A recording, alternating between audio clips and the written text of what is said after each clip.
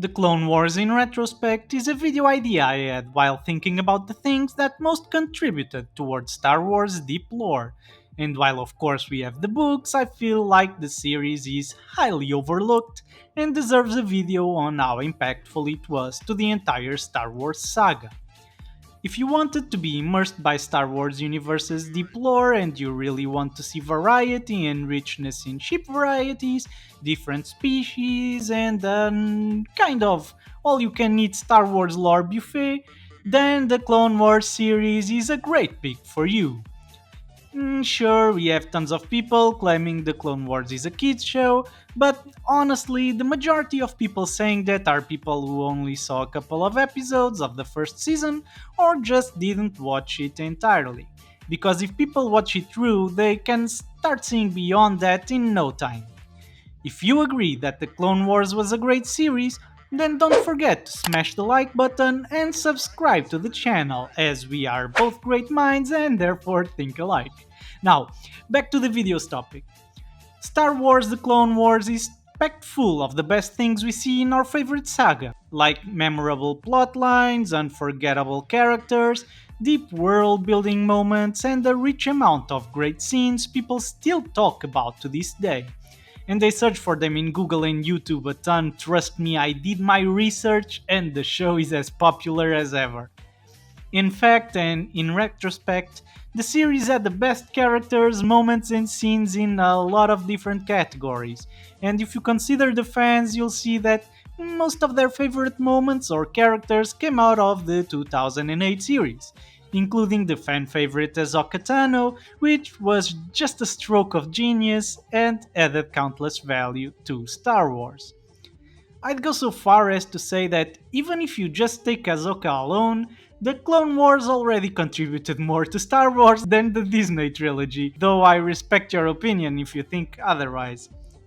I'll make a separate video for the 2003 series in time, but as you probably realized by now, I'm focusing on the 2008 series by Henry Gilroy and our own Dave Filoni.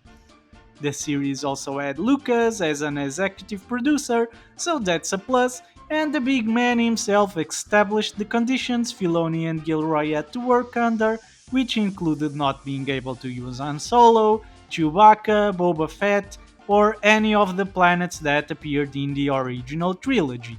Though, as he saw the great work that was being done, he changed his mind down the road.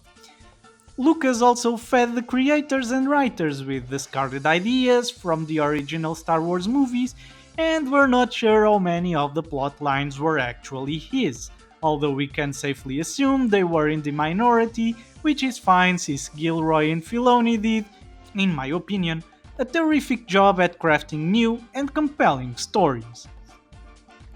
The Clone Wars also added a lot of different worlds, elements, and situations we had never seen before, and colored the galaxy with tones we hadn't yet seen by that time, giving everything a fresh look but respecting the overall Star Wars essence. A work of art, Ahsoka Tano was also a massive success and for good reason. Anyone who saw the series is now clamoring for her return thanks to the overwhelming impact she had in the community and the value she added to the overall story.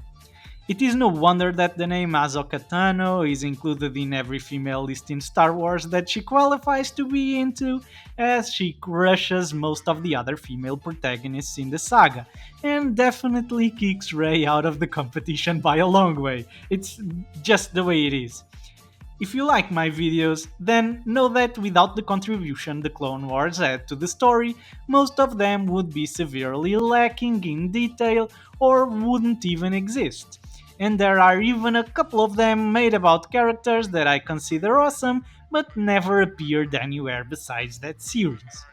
Finally, one of the things that I think made the Clone Wars so successful and such a valuable piece of Star Wars history was that it fleshed out the relationship between Obi-Wan Kenobi and Anakin Skywalker, as that bond isn't clearly as strong as it should be in order for the prequels to feel completely natural.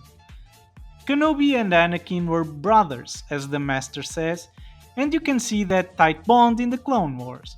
Although you can also clearly see Master and Apprentice have different ways to see the same issue over and over again, which foreshadows their inevitable fork in the road.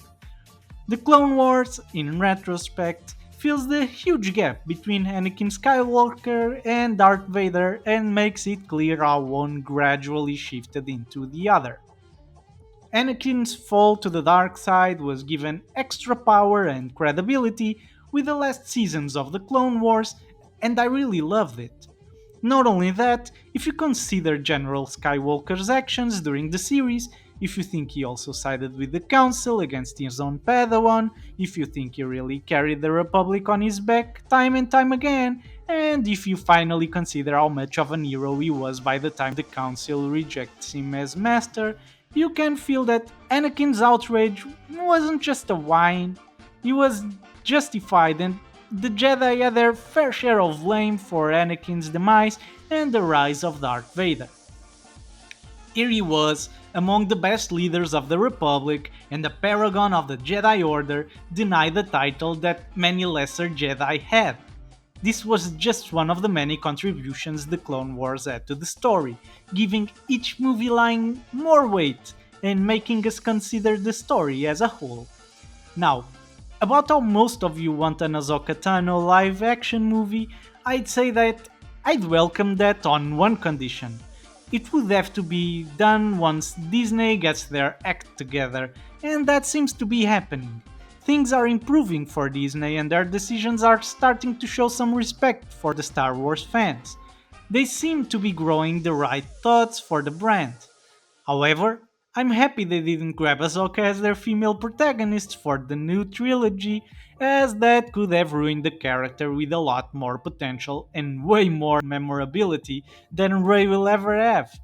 The Clone Wars, in retrospect, is one of the best pieces of Star Wars history. Star Wars, Knights of the Old Republic, the books, the Clone Wars, the movies, the comics, the MMORPG, all are wonderful pieces of Star Wars history that come together to clump and form the universe we love. And this series in particular had a lot of weight into making it great. If you enjoyed this video, please subscribe, don't forget to give it a thumbs up, and comment down below as I answer every comment I get. I'm sorry for my accent, thank you for watching and may the force be with you.